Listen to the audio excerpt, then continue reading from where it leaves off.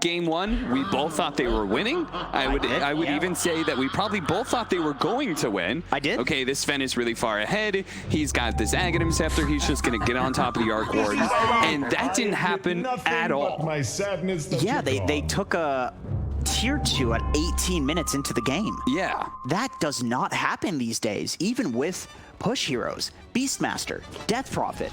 It doesn't matter what you have. Tier 2s are extremely difficult to take unless you have some supremely good early game. In Alliance, they were looking really good.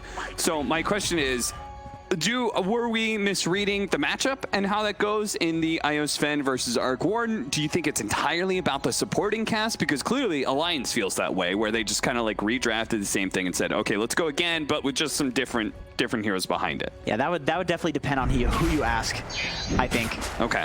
30 seconds but I'm asking you. I still think Sven is good. I still think Sven is good against the Arc Warden. Okay. I would say it's a supporting cast. That's my personal opinion, but clearly EG thinks that against the Sven, the Arc Warden is great. Maybe it's the game. The way that Sven wants to play the game is conducive to how Arc Warden wants to play the game, and Sven's timing is just nullified by Arc Warden's timing. That's what I would assume their logic is, something along those lines. But I personally like the Sven. Okay. And we can at least agree they've got better heroes to get on top of the Arc Warden this time around, right? We've got Centaur, who enables everybody to go at him. We've got the Death Prophet, which I'll be honest, I'm slightly concerned about the Death Prophet not having the clear saves, right? Because IO being paired up with the Sven oftentimes may not be able to help the Death Prophet. The only other defensive mechanism we have is Stampede. Right. He's got to get some items this game. I think he needs a Blink. I think he needs a Yules, BKB. So he needs a good laning phase. He needs a good laning phase, but this is one of Limp's specialties, so you know, I feel like this is a good patch for Death Prophet as well. That change to her Crypt Swarm, where it's got the much smaller cast time, it's really nice. Oh, I like this play from EG, sending the Warlock to this lane. Just buffing up that heal from Ramses. The nuke, I should say. Meanwhile, though, they might just be able to get the kill on Honskin here because Crit is up here. Perhaps something that came as a surprise to Alliance. They do manage to get the first blood. Yeah, that's another one of those interesting calls that could go either way, but clearly it worked out. Sending the Tusk with the Arc Warden is pretty nice. He's a hero that really benefits from that tag team. Necro, not so much. So it looks like they're just going to be playing the harassment game, which, I mean, this Fatal Bond looks really good against the IO. This is actually something that I see Alliance doing a lot, where they just play lane to constantly shove and pull this hard count. It's very difficult to deal with if you don't have lane push. You just lose the level advantage. So you think that's something the EG maybe picked up from Alliance in that regard? No, it's more so it's a fairly common trend over the last probably 1 to 2 years, where this is like a way that people actually choose to win a lane. It didn't exist for a long time, at least not to my recollection. So I think it's just like the tier 1 teams are pretty comfortable knowing like when to do this and when not to do this. Warlock's a very good hero at doing this because the Fatal Bonds is quite difficult to push against. Yeah, and then you've got an AoE nuke in the Necrophos, so it just kind of combos up together, guarantees the wave pushes into the tier 1 tower, and then it's very hard for one support to deal with that hard camp pull, particularly from the Dire side of things, where it's super easy to pull that Radiant hard camp crit. Trying to do a snowball dodge on the stomp. S4 does a good job of canceling that stomp, though.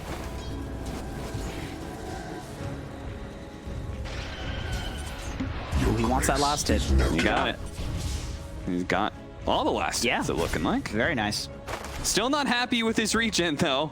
Fortunately, at least IO is able to make use, efficient use of the regen, but it still is looking really rough. And speaking of rough, GPK continuing to be shoved back once again. The stomp being fake pumped out. Does manage to hit the stomp eventually on a crit, but it's too late. Honskin has already taken the damage and goes down again. He's suicide. Yeah, he's going to suicide and gets the courier on the way. So that's actually a nice little combo there. Yeah, that was really nice. I mean, I don't think he expected to get the courier, but, you know, just a little gift there. No, most of the time when we see supports do that, they like go and cut around and die to the tier 2 to not give up experience range. Why do you think it was so important for him to die right away? I think Tusk is a hero you can just run up, pop tag team, snowball. Okay, maybe this is why. Maybe GVK needed the extra assistance. He needed a refill on the bottle. Yeah, this is always nice. I mean, especially on a Tusk that wants to run around anyway. I mean, he's perfectly fine with this. He doesn't have boots, but still 315 base move speed hero. Yeah, it's pretty fast. He's even bringing Wraith Band components to RTZ too, so he's really functioning as a courier here, making a lot of use of the death, just like you said. See if in turn RTZ's able to get all the last hits on this hard camp, just like Nico Baby was. Back over to mid lane, GPK gonna be chased out again and again and again by that Spirit Siphon. Super annoying. Fly will take the Arcane Rune right in front of Limp's face. Very good rune control. E.g., both of these games have had great rune control, which is especially important because Limp is doing an extremely good job in this mid lane matchup. I don't think this is Ultra Death Prophet favored, but he's just playing mechanically very well here, pushing the Spirit Siphons to the limits.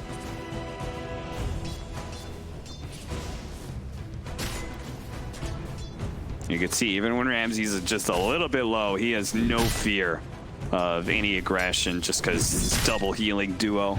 So sturdy. Both of these lanes, honestly. I think if you're Nico Baby in this lane too, you're so happy that you have an IO as a support. One of the few heroes that can actually give you the regen to sustain through the Necro Heartstopper aura. Yeah.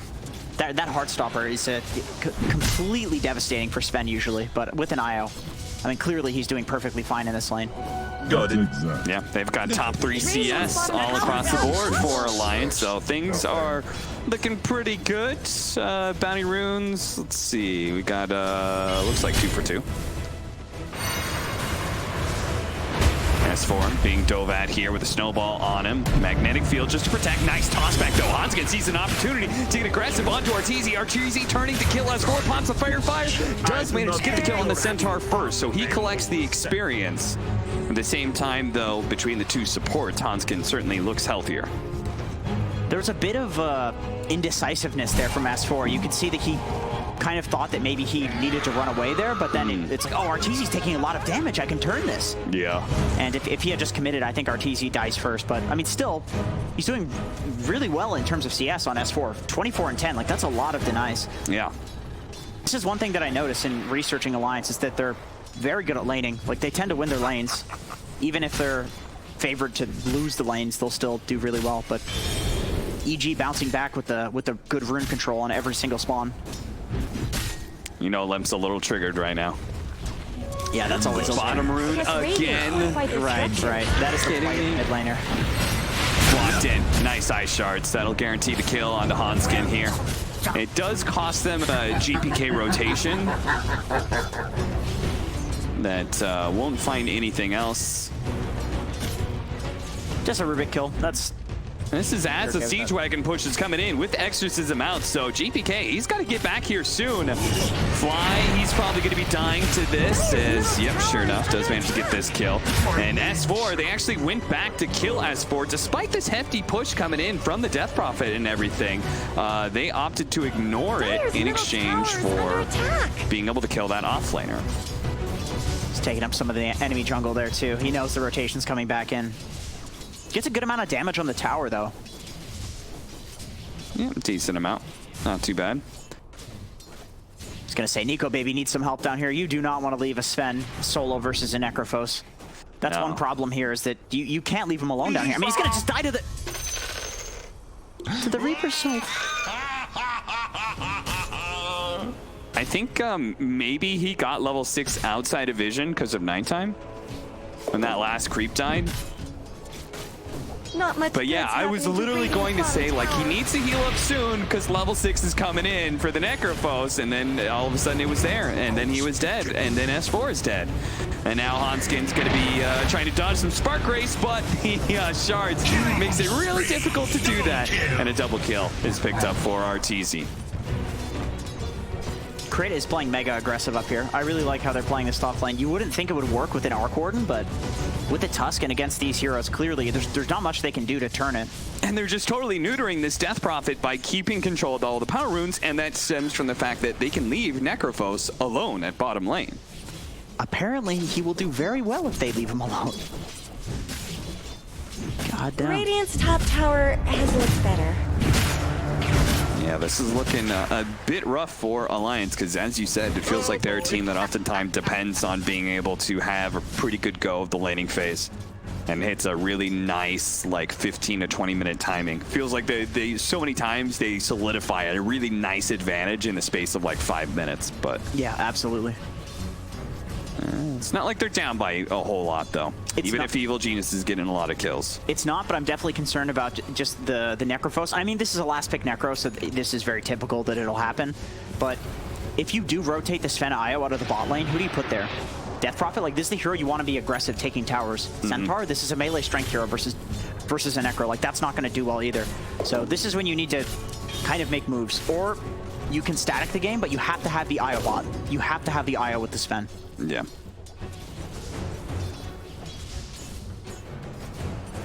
Radiant's bottom tower is under attack.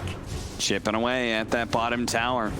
You just can't leave Ramses alone, otherwise he'll take the tower, but at the same time, always showing two heroes against one isn't going to feel so good. So it looks like Hanskin's making the call. He's like, okay, we really need to kill this guy. I'm going to rotate across. You're going to TP in on Limp, and we're just going to go for it here. They're going to pop the exorcism and everything. They need this kill, but they have a stun. Telekinesis comes in. They had to use the Stampede to give Hanskin the movement speed to get there in the first place.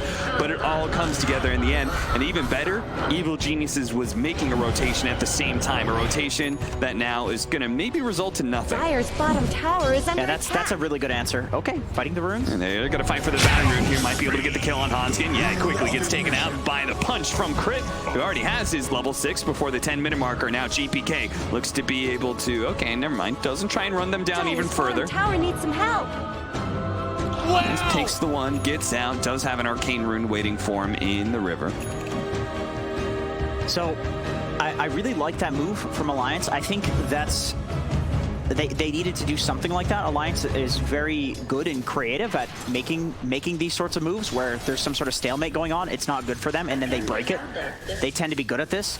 But the problem is, you don't take an objective if you fight in your own safe lane, because it's your safe lane. There are no objectives near it to take, and the tower that you can take isn't important. Oh, look at that. They're relocating into mid while they don't have the Ember Spirit here. They're going to try and run down RTZ on this Warden, and they might be able to get the kill, but Nico Baby's going to be in some trouble, especially as the Golem is dropped on top of all that movement speed, trying to get away. The relocate back out. It'll be enough. Nico Baby is put into the saving grace of the IO, but Hanskin, well, he's left alone underneath this tier 1 tower and will die. Maybe gets the revenge kill against Crit, but no, he gets the tower aggro off of him.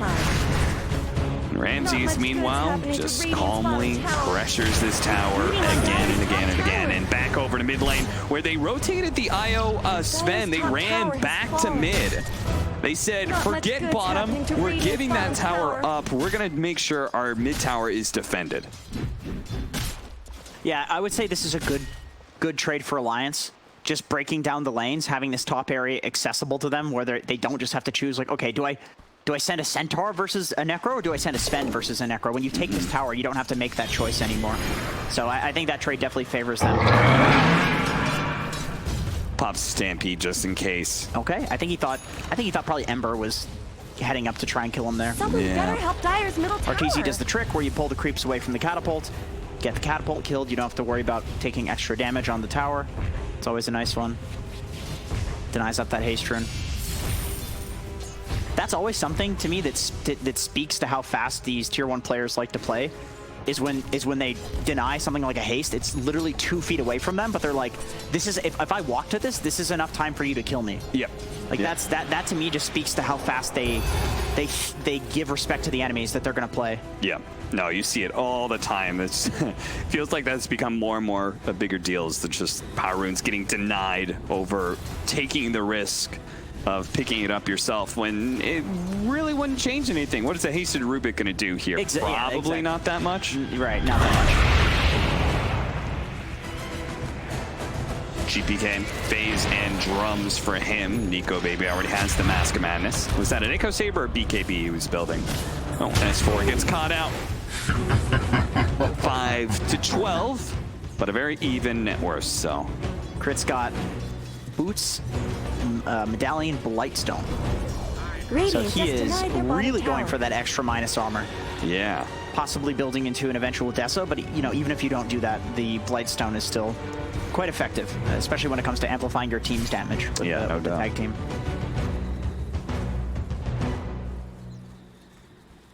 I like where Alliance are putting the Sven. Oh, he's going SMY, yeah. Yeah, that makes more sense. I do think probably this game he's going to opt for like a third item BKB though. He's not going to, I really doubt he's going to go like full greed. But then again, you do have the Death Prophet, which changes things. You're not solo carrying the game. Okay. So, I mean, maybe that's famous last words and it's like, oh, I'm not going to go BKB this game either. And then you just feed. But he got really kited when he got that Orchid and then the timing was gone. Yeah. And in this game, anyway, he has to certainly worry about a lot of this magic damage that's going to come out. Ember Spirit, and then that Reaper Scythe that comes into play, so... Yeah, this is true. In the Necromora, too, now. Stop. Catches GPK, the silence follow-up, but because he grabbed the Illusion Rune before S4 was able to stomp him, he uses that Illusion Rune to dispel off the silence. That's the second Illusion Rune that he's used like that. Dire's middle tower It's a real nice change for mid laners. Yeah. That one. The rune went from very useless to very useful with Radiant's that bottom change. tower is under attack. Yeah, Illusion Rune just always felt like it was... The worst. It was great on like very, very few heroes, you know? If you have Terrorblade or Naga Siren, or Axe, it's great. Yeah, exactly. Or a Radiance. Everybody else is like, oh, an Illusion Rune? Are you kidding me? Especially early on. I'm gonna go feed my illusions. That'll be good. Yeah. He might have been scouted placing that. Oh, look at that. He placed that ward, and he saw the Remnant get put out, so he actually did manage to steal that. Now FNG turning around, trying to get the tether range of the creep wave, but he's too far. I wonder what he was doing out there by himself. It's a solo kill, man. I think FNG's level 9, right? So crit killing him, that's a pretty big deal. Getting that XP solo on a Tusk is basically already a core. Do you think playstyle-wise, we talked about the draft changes, but playstyle-wise, do you think Alliance is doing anything different against EG?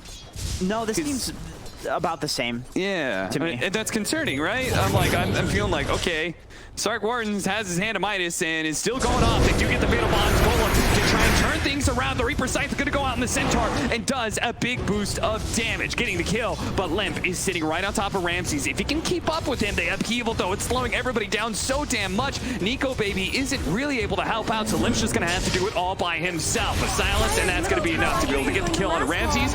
Turning that damage now onto the mid-tier 1, GPK. Looks to be able to poke at them enough that they won't be able to continue to go for that push, but it's just not enough. This death ball, a little bit too strong. They get the mid-tower. Seeing the effectiveness now of the Death Prophet there, it's like you can't just kite Nico Baby anymore. You have Limp to worry about if you do that. Like, Limp is going to do enough damage, and that's why the Death Prophet feels really nice, too, is that, like, she does so much damage. She doesn't need to build any damage items to do damage. She's just going to do it. Okay. Smoke up. Smoke up. Evil geniuses working their way down.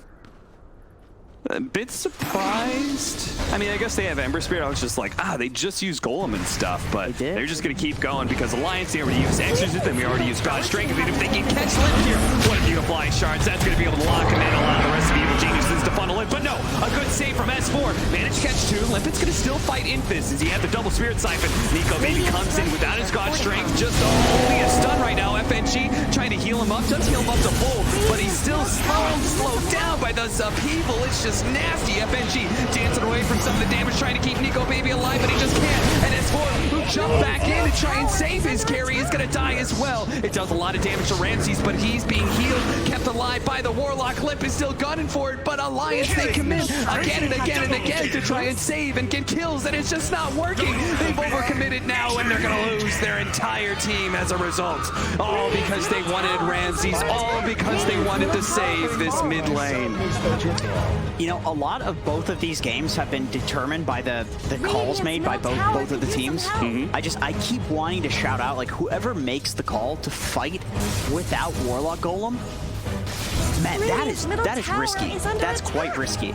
And I mean, clearly it worked out. And it makes sense in retrospect. You have a Death Prophet ulti that's really important, Sven ulti that's really important. You know, you have an Ember that can go in, it has no cooldowns. The Fatal Bonds at the very least, like this ability, arguably is the most important thing about this Warlock hero, especially if you have an Ember on your team and a Tusk that's this farmed. Like with the right heroes, Fatal Bonds is amazing because it's just 30% extra damage to everybody. Yeah. So that was a fantastic call and great initiation from Crit with that shards like that.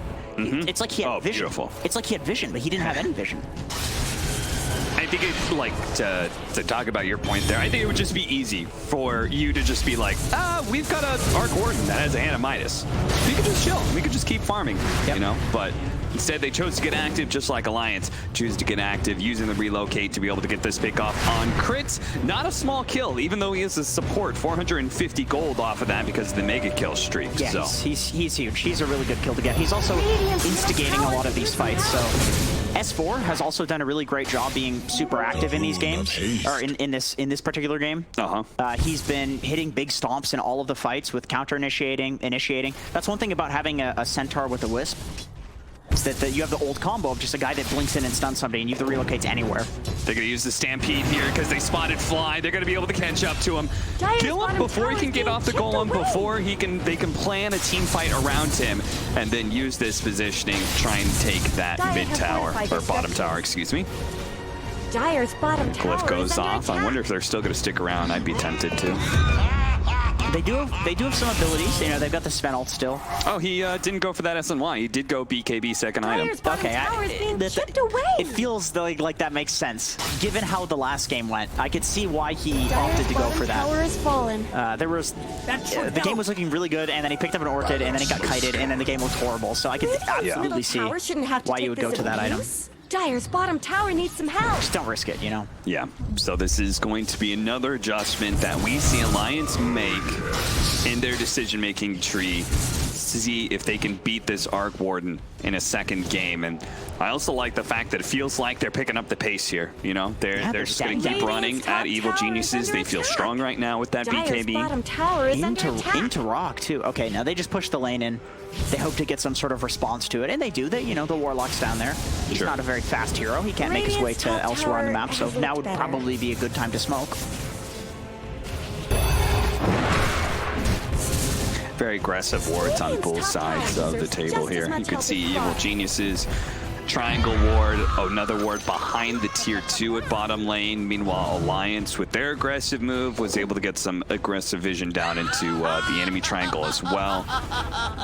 But did get counter warded, so they're left with a little bit more, not quite as deep vision as EG was able to pick up.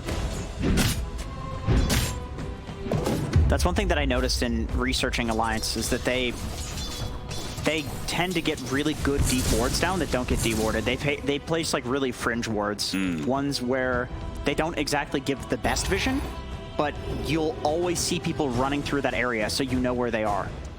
They'll do it like literally without smokes. They'll just have a support literally run in face first. It's like, if I die, I die, and then that often works. 3-man smoke up from Evil Geniuses here as they shadow Ramses. He pushes in the mid lane. I feel like they're just going to run up into this triangle area. Yeah, they do manage to catch S4 initially here. The Reaper Scythe will put him down into the grave. He's gone for a minute. The rest of Alliance were TPing in pretty quickly here. GPK just poking at this Rubik. Now, the rest of the team is still kind of looping around. They get a ward up on their own high ground here. I don't know if Alliance can take the stack with S4 being dead. This is, I mean, if they can take this, it's really good for them because this is farm right in front of EG's face.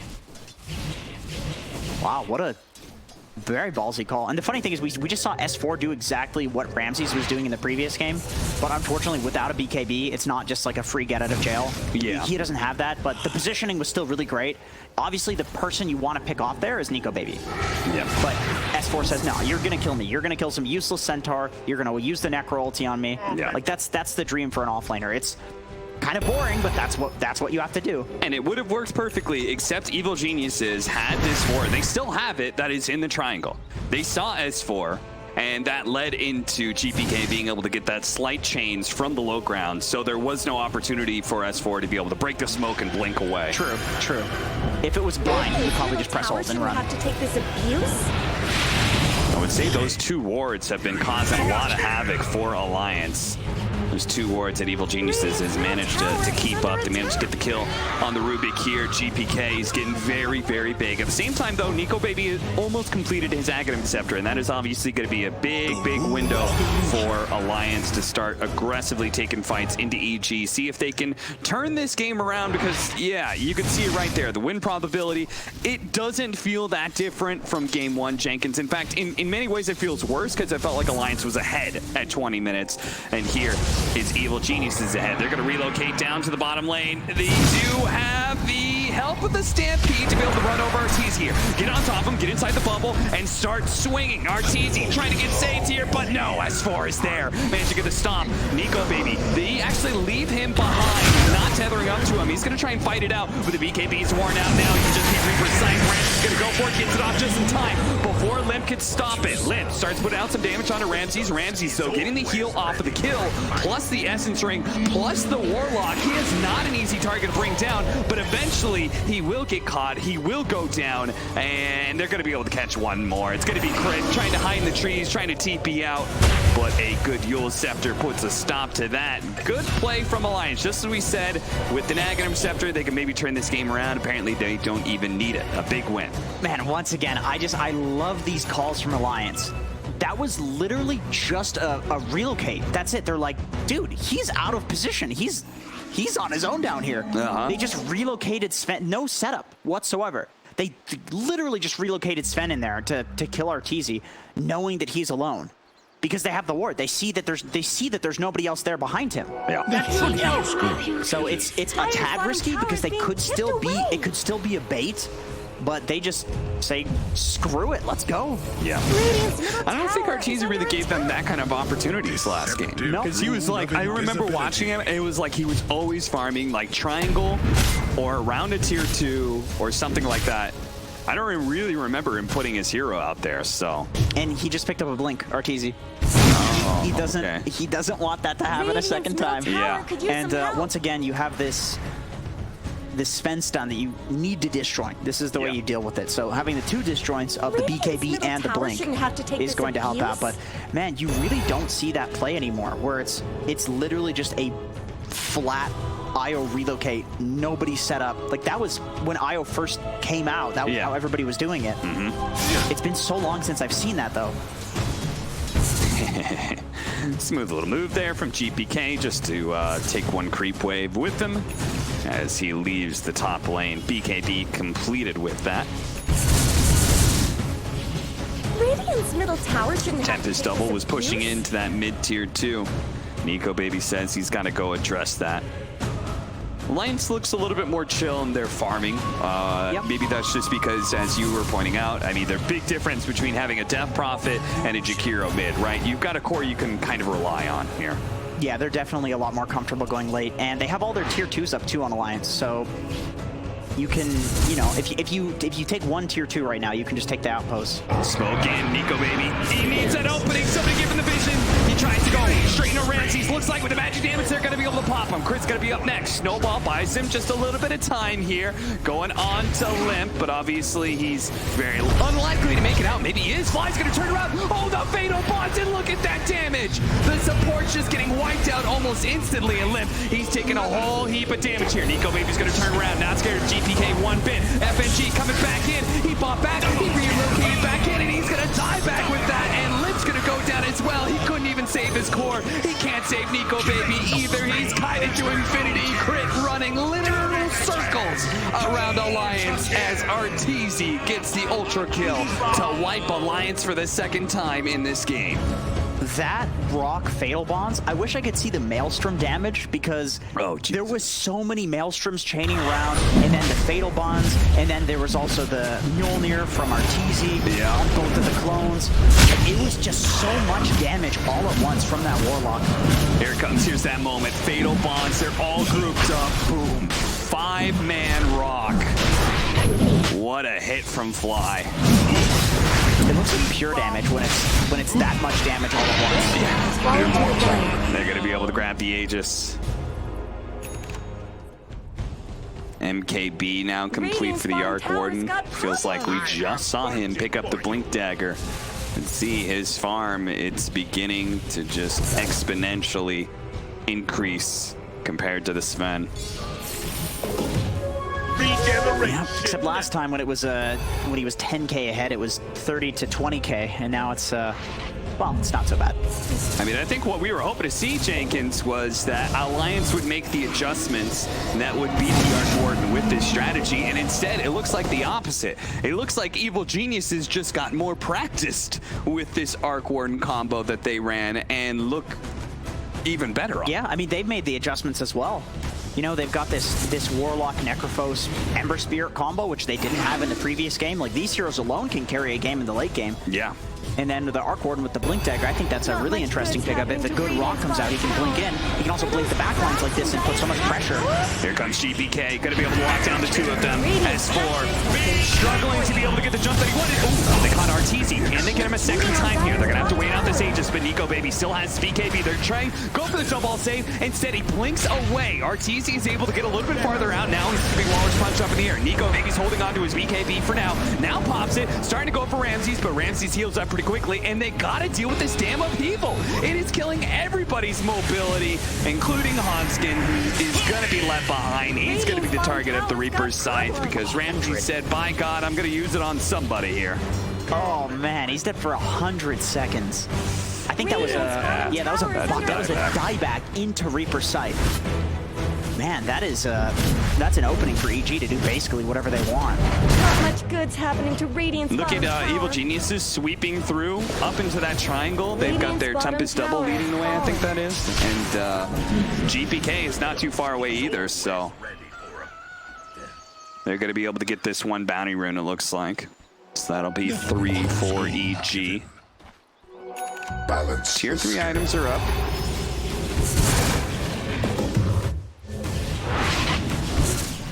God, this is looking pretty rough. It's the fact that it's not. It really isn't the Nico Baby versus RTZ story anymore. I know that's what we all wanted to see. We wanted to see a repeat of the first game, maybe with something a little better from Limp. But I feel like the supporting cast of EG can almost outcarry Alliance alone, just based on the Warlock Fatal Bonds with the Ember Spear. Like, this is such a strong combo. Yeah, this feels like Fly, GPK, Ramsey's obviously doing a pretty damn good job setting the pace of this game by leading that laning phase at bottom in the first place. And the same thing would be true for Alliance as well if they were ahead. I mean, this is a Death Prophet, right? This is no hero to scoff at. She can literally 1v5 if she has enough net worth on you. It's just that she's not ahead. You know, there's a 15k gold deficit, and that's the nature of these snowballing heroes, is that when they're ahead like this, they can look really good. This is how Smurfs and boosters gain so much MMR. They just get one item advantage, and they snowball like crazy in 1v5. Looks like EG's going to go for what I call a sweep. When you're strong enough, you know, the off-lane towers don't really matter too much for map control. So once you're strong enough, both the tier 1 and tier 2 are up. You feel like you can win fights, you just bulldoze through that lane. Yeah. You know? It's a bunch of gold on the map. Just take it all. Honestly, people these days sweep like back and forth too. Once they've taken this lane, they just go back and forth. They say, you want to farm somewhere? Like, get out of here. Yep. You just vacuum clean the whole map and push the enemies into their base. And that strategy works even better. Oh, relocate. They actually are going to fight over this tier 1 tower. They've caught Ramses in an awkward position. He does have the Antis, but it quickly gets dispelled out by that Stormhammer talent. A nice block there from the Ice Shards will make sure that nobody else will get caught. Gotta say, Eon Disc, not a solution to Sven. Doesn't do anything to that hero. Why does Aeon Disc get dispelled? That's a good question. I feel like you invest a lot into that item, then you probably shouldn't get dispelled. Yeah. I feel like what he's going for is the Eon Disc procs. It dispels it after the stun, and then he has the ghost shroud, something like that. Sure. But I really genuinely believe that just the blink is the solution, and RTZ seems to believe that as well with the blink. Radiant's bottom tower is he did not go for this last game, but it looked really good on the other heroes that did get it. He's got the level 25 now, so the Arc Warden is very scary with that upgrade in spark rate damage. GPK is terrifying in his own right, as I believe he's got Aghanim Scepter complete. As for, they break the smoke, blink away. Is everybody gonna get out? No, they're not. Hanskin. He's going to get caught because he doesn't have Force Staff. Crit been on point with these ice shards this game. Just mechanically. That's one thing that I always have found really impressive about Crit is just his mechanics are they're insane. Yeah, he's good with the skill shots too. Radiant's Yeah, he's like one of those players looks that's good better. strategy, but his like skill shot prowess is insanely high too. That's why his ice shards are good. That's why Radiant's he's been top playing tower so is much falling. Pudge lately. I'm kind of beating around. Arana. He's not a zoomer, okay? He's not a zoomer, and yet still his mechanics are really high. You know, he's not one of these like 18-year-old mid laners where it's like, all right, well they're a zoomer, so that's why they're popping off. Do you ascribe to the age thing in esports? Yeah, to some degree. I feel like there's an attitude thing there. I think I think it has less to do with the physiology, more to do with the mentality.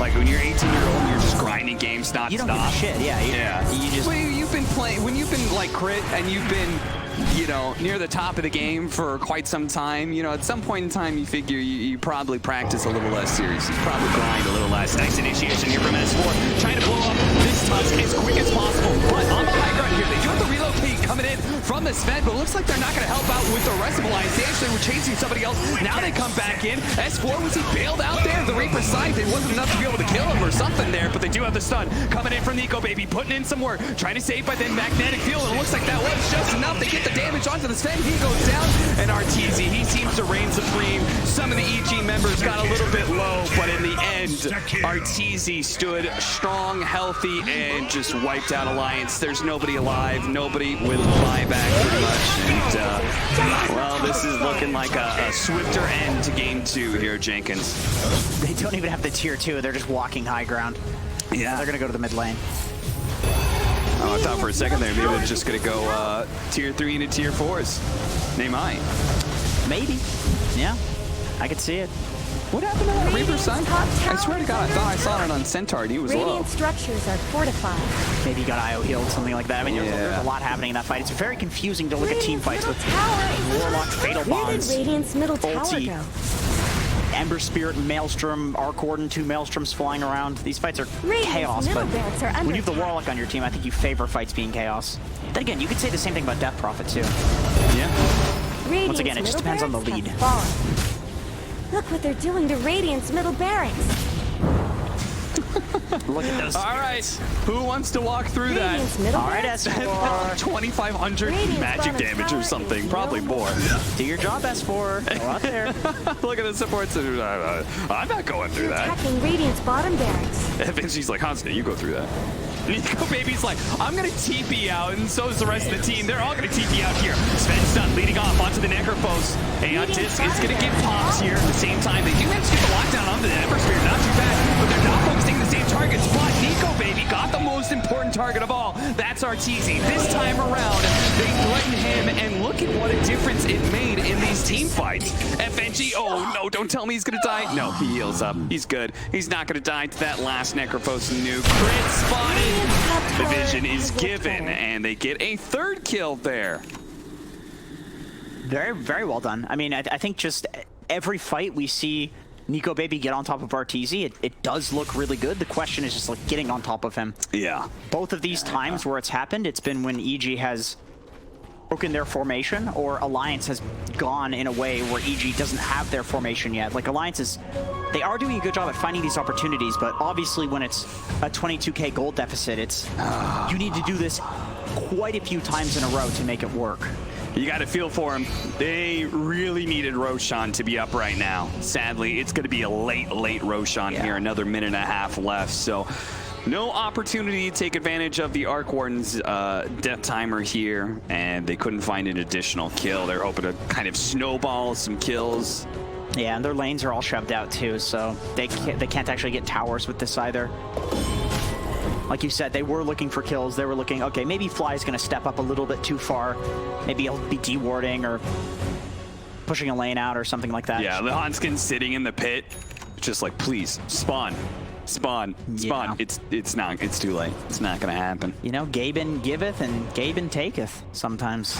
Yeah, and he certainly took it quite a bit here. There's a lot of taking happening. You remember that Limp running top power rune like 3 different times and it spawned bottom every single time? Yeah. Yeah, I feel a lot of taking. Yeah. Now, Evil Geniuses, they're going to 3-man smoke up. RTZ can join them off the boots of travel, so they feel pretty confident that if they find somebody outside of their base, or on a low ground area, let's say, it'd be pretty easy pickings now. There is that high ground of the triangle that's always difficult to fight into, and that's where Alliance are holding right now. They cannot afford to give up Roshan. They have to be able to fight for this. The sad part is, Evil Geniuses, they've got one of the better heroes to expose this, right? Just keep pushing bottom lane with an Arc Warden Tempest double. Yep. At this point in the game, very convenient to have an Arc Warden on your team, as well as the Spark Wraiths just to defend the pit. I mean, they're giving constant vision. Jeez, look at him go, man.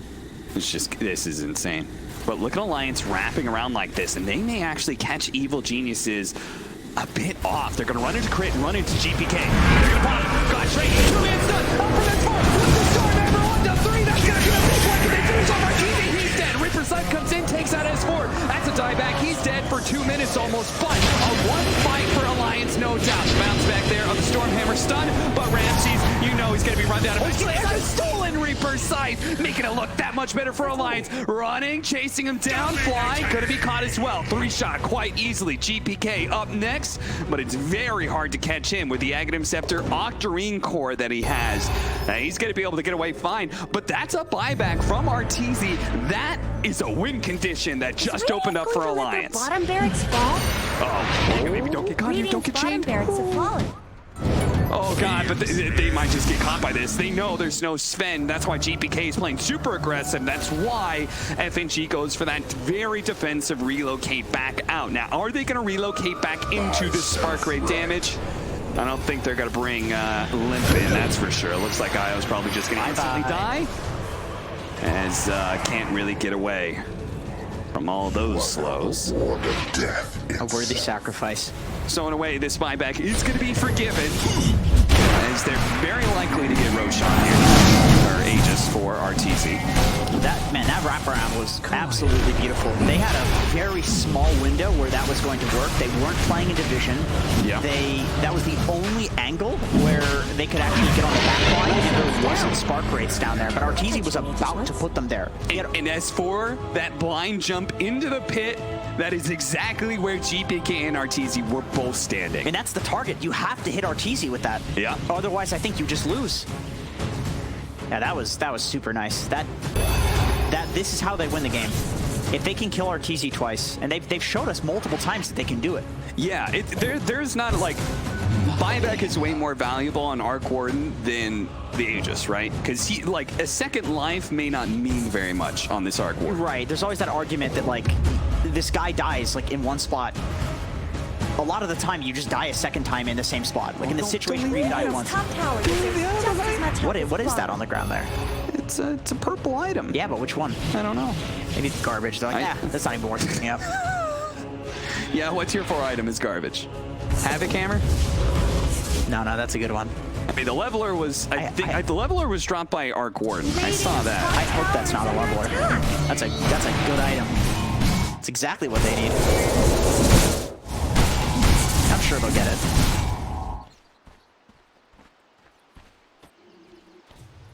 Okay, Satanic almost complete for this Sven. Very big upgrade. Ooh, Ninja Gear for S4. That is the item to get on a Blink Initiator. Okay. That's pretty good. Yeah, he's stoked. I mean, that's going to help him with these initiations. And they've always been so crucial in these fights. Getting on the right heroes in the back line. Question is, can Alliance catch Evil Geniuses by surprise a second time? You can see EG already trying to get themselves every small advantage they can, but the smoke up behind Ramses, it's not like Alliance is going to be surprised that they're behind this Necrophos. I think they want to do another wraparound play. It worked the first time. It worked in the first game to go on EG before they were set up in their formation. And I think they need to do that again, especially with this Aegis on RTZ. Then again, you could argue maybe they want to just stall for the Aegis and then kill RTZ But by the time... Who has the magic lamp? Because it was on the Ember Spirit, and now he's picked up the Spell Prism. So I need to know who has that extra save. The Ember Spirit got cut up with the Reaper Sight. The snowball save, though. It came in, and now Alliance is grouped up. And a giant hit from GPK as he is putting out the damage back and forth with those remnants. They've lost their IO in exchange for a Tusk, but S4 is super low. Can they catch him? Manage to blink away. He's trying to run. Looks like he's going to get out. Ramsey stumbles a little bit forward here. Nico, baby. They're going for RTZ. He needs the vision, though. Do they have it? He sends the magnetic field off to the side. Can they get on top of him with the Necrophos? They got him with enough damage here. That's going to be life number 1, but they can't stick around. The Reaper Scythe is coming out. The Death Prophet doesn't die to it just yet. Nico, baby, coming back in. S4 with the stomp on step 3. It's the Tempest double as well. Nico, baby's going for it. He's going for RTZ, but he doesn't have the damage. No! RTZ pumps it out too much. He gets the Ultra Kill. He gets the Rampage. It's not over yet, though. Alliance have the buybacks. They may have just rampaged on RTZ, but he still has no buyback. They were so close to getting him there. EG knew they needed everybody to buy back. I'm surprised Crick didn't buy back, though. He was just confident in his team. It's like, oh, there, he's fine. Yeah. He's fine. What a massive counterplay, though. Death Prophet, Yule sceptered up here. That damn Tempest double. They're holding on to Nico Baby's buyback, waiting for them to overextend. It looks like maybe this is the time, but GPK has already popped his BKB, and he's already taken out the cores. Both Limp and S4 gonna die to that assault from GPK with a little bit of backup from RTZ. And you know they want to end this game in style. There is nobody left to help. Old Nico Baby, RTZ diving into the fountain with the rest of their boys, and it will be a 2-0 to Evil Geniuses. Dude, shout out to Crit. What a snowball save that was from the stolen Reaper Scythe. Yeah, to keep in track.